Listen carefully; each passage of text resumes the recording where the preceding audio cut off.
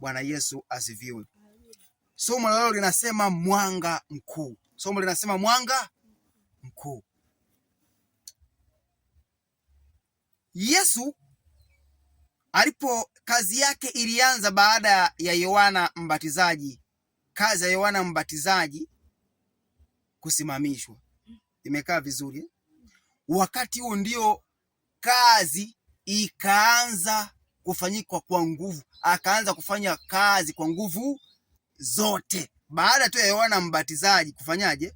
Kufungwa. Na ili litime neno la nabii Isaya. Unajua kile ambacho Yesu alikuwa anakiishi ni kile ambacho manabii wengine walishotabiri kwamba itatokea hiki. Na kwa sababu alikuwa anaongozwa na Roho wa Mungu, Roho wa Mungu alikuwa juu yake. Hiyo basi kile alichokuwa anakitenda kilikuwa kinatimiza maandiko yaliyonena na manabii waliofanyaje? Waliopita. Safari hii Yesu akaondoka Nazareti ambapo alipolelewa. Akaenda akakaa Kapernaumu, mji ulioko pwani ya Zabuloni. Alipokaa kule akaanza kuwahubiria watu habari njema. Kwenye miji hii ilikuwa ni miji ambayo imechanganyika, au Nathanaeli na Zabuloni walikuwa wamechanganyika na watu wa mataifa. Yaani na watu wengi sana wasiomjua Mungu wa wapi? Wa Israeli. Kwa hiyo na wao yale makabila nayo pia yakawa yamechangamana na watu wa wapi? Wa mataifa. Watu wasiomjua nani? Mungu. Yesu alipoanza ujumbe wake alienda, yani ule ujumbe wenyewe alianza kwenda kule ambako kuna giza. Bwana apewe sifa. Amen. Giza la kuto kumfahamu nani? Mungu, na mauti ya kufa kiroho. Kule ambako watu inaonekana kwamba kwa muda mrefu sana hawajasikia habari za Mungu na hawamfahamu huyu Mungu wa Israeli kwa muda mrefu sana. Maana tangia tu wametawanyika wa Israeli, baada ya kutawanyika ufalme wa kusini na wa kaskazini, wale wa kaskazini kaonekana umeshamiri sana mambo sana ya tamaduni za watu wasiomjua nani? Mungu. Akaanza kwenda kwenda kuwahubiria habari njema za nini?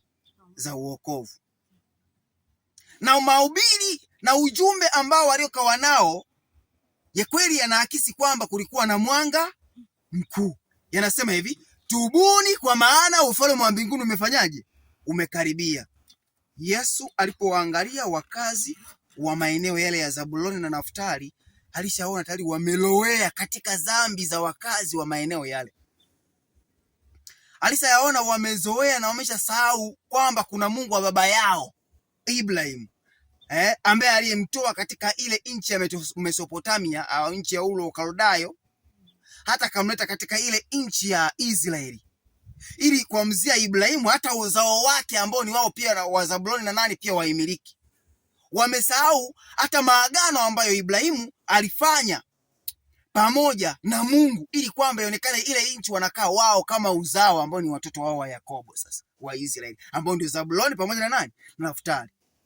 Wakiwa wametanda katika kugubikwa na dhambi za maeneo yale, Yesu anapokuja katika maeneo yale anawaambia hivi, tubuni kwa maana ufalme wa mbinguni umefanyaje? Umekaribia. Yohana Mbatizaji yeye alikuwa anawaambia hivyo kwamba tubuni maana ufalme wa mbinguni umekaribia.